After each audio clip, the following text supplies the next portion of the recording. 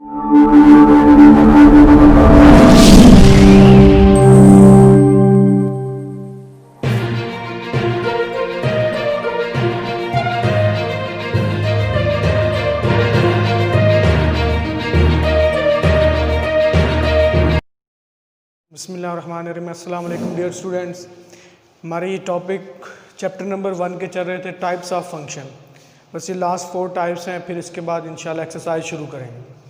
तो ये फंक्शंस की टाइप में एक्सप्लिसिट फंक्शन, एक्सप्लिसिट का मतलब होता है वाज़ेह फंक्शन, वाज़ेह। If y is easily expressed in term of independent variable x, then y is called explicit function of x।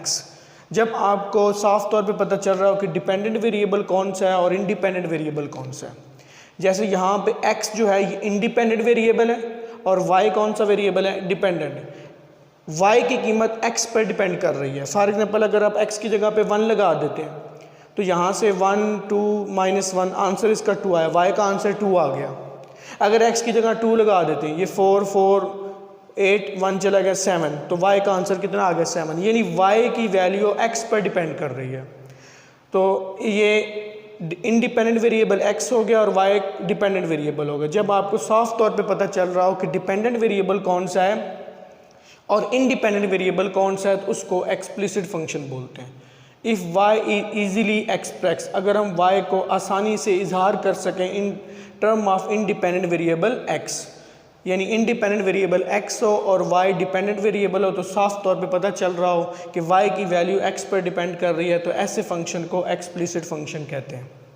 उसके बाद इम्प्लिसिट फंक्शन, गैर वाज़ेह, गैर वाज़ेह। इफ़ अगर x and y are mix up and y can not be express in term of independent variable x, यानी कि independent variable x को आप पता ना चल रहा हो या variable are mix up together, यानी कि मिक्स होके आ रहे हो, आपको डिपेंडेंट और इंडिपेंडेंट वेरिएबल का पता ना चल रहा हो। y can not be express in term of x, y का x की सूरत में इज़हार ना कर सकें या x और y मिक्स अप हो। जैसे ये लिखा हो x² + xy + y² = 2। अब आप x या y की वैल्यू लगाएंगे, दोनों वेरिएबल एक दूसरे पर डिपेंड नहीं कर रहे, तो ये इम्प्लिसिट फंक्शन होता है when variable are mixed up together। Next parametric function, ये पैरासाइट से निकला है तो फैल ये बोलते हैं इसको। when two variable are depend on common third variable, जब दो वेरिएबल एक कॉमन थर्ड वेरिएबल पर डिपेंड कर रहे हो, तीसरे वेरिएबल का सेम होना ज़रूरी है। फॉर एग्जांपल अब ये x है, ये किस पर डिपेंड कर रहा है, t के ऊपर, x = 80। y किस पर डिपेंड कर रहा है, t के ऊपर, यानी x और y डिपेंडेंट वेरिएबल है, ये एक कॉमन थर्ड वेरिएबल t पे डिपेंड कर रहे हैं, तो ऐसे फंक्शन को पैरामीट्रिक फंक्शन बोलते हैं। ऐसा नहीं है कि इधर x = 80 है, इधर x = थीटा आ जाए, यानी कि ये जिस वेरिएबल पर ये x और y डिपेंड कर रहे हैं उनका सेम होना ज़रूरी है।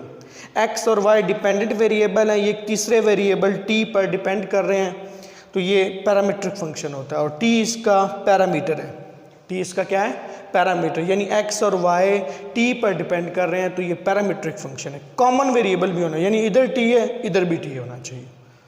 तो आपके कोर्स में जो वेरिएबल के तौर पे यूज़ हो रहे हैं वो x, y, z, t, u, v, theta, ये तमाम नंबर 7 नंबर है, ये आपके कोर्स में वेरिएबल के तौर पर यूज़ हो रहे हैं। मोस्टली 99% यही वेरिएबल यूज़ हो रहे हैं। तो जब दो वेरिएबल एक कॉमन थर्ड वेरिएबल पर डिपेंड कर रहे हो तो उसको पैरामीट्रिक फंक्शन बोलते हैं।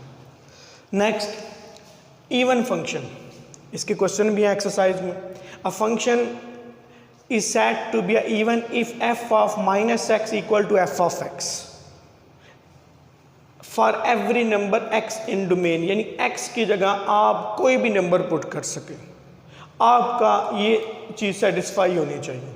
For example f of x = x², x की जगह -x रखा, इधर इधर ये -² की वजह से ख़त्म हो गया, तो ऐसे फंक्शन को क्या बोलते हैं, इवन फंक्शन।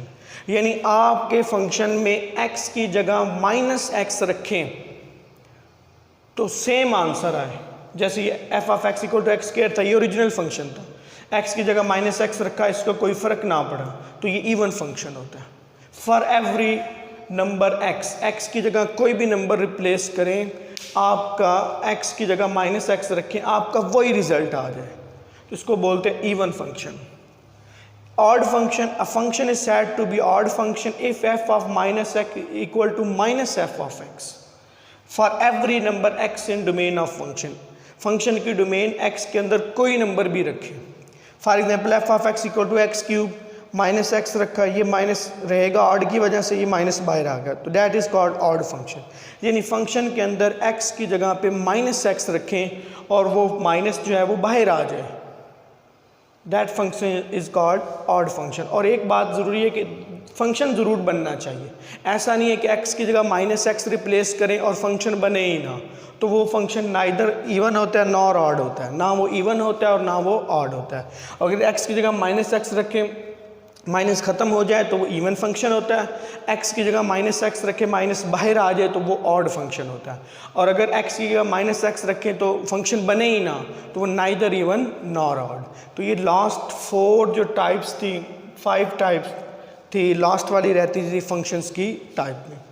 दोबारा से एक दफ़ा, एक्सप्लिसिट फंक्शन, जब आपको सॉफ्ट तौर पर पता चल रहा हो डिपेंडेंट वेरिएबल कौन सा और इंडिपेंडेंट वेरिएबल कौन सा। इसमें x डिपेंडेंट वेरिएबल है और इंडिपेंडेंट वेरिएबल है, और y कौन सा वेरिएबल है, डिपेंडेंट। y की कीमत x पर डिपेंड कर रही है, तो इसको बोलते हैं एक्सप्लिसिट फंक्शन, उर्दू में वाज़ह फंक्शन।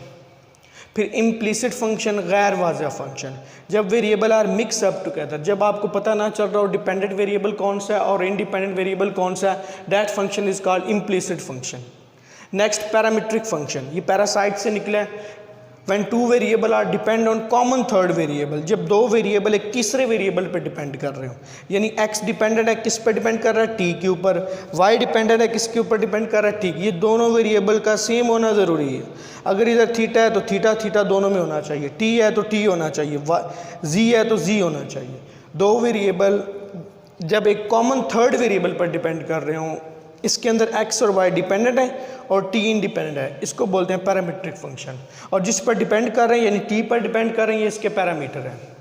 फिर उसके बाद इवन फंक्शन, जब आप फंक्शन में x की जगह माइनस एक्स रिप्लेस करें वही आंसर आ जाए, एफ ऑफ एक्स वही फंक्शन आ जाए, that function is called even function. जैसे ये इसकी एग्जांपल है, x की जगह माइनस एक्स रखा, माइनस स्क्वायर की वजह से ख़त्म हो गया, ये इवन फंक्शन है। और x की जगह आप कोई नंबर भी फंक्शन में रख सकते हैं, for every number x in domain of function. इसी तरीके से a function is said to be a odd function f of minus x equal to minus f of x. X की माइनस एक्स रख के फंक्शन में minus बाहर आ जाए, जैसे ये एग्जांपल है, एक फंक्शन लिया एक्स क्यूब में माइनस रखा, माइनस बाहर आ गया, तो ये आपका ऑड फंक्शन हो गया। यानी दोनों सूरतों में, इवन या ऑड की सूरतों में, फंक्शन का दोबारा से बनना ज़रूरी है। अगर माइनस ख़त्म हो जाए तो इवन फंक्शन है, माइनस बाहर आ जाए तो ऑड फंक्शन है, और अगर फंक्शन दोबारा से ना बने तो वो फंक्शन नाइदर इवन फंक्शन होता है और नॉर ऑड फंक्शन होता है। इंशाल्लाह फिर नेक्स्ट लेक्चर में हम एक्सरसाइज शुरू करेंगे। शुक्रिया।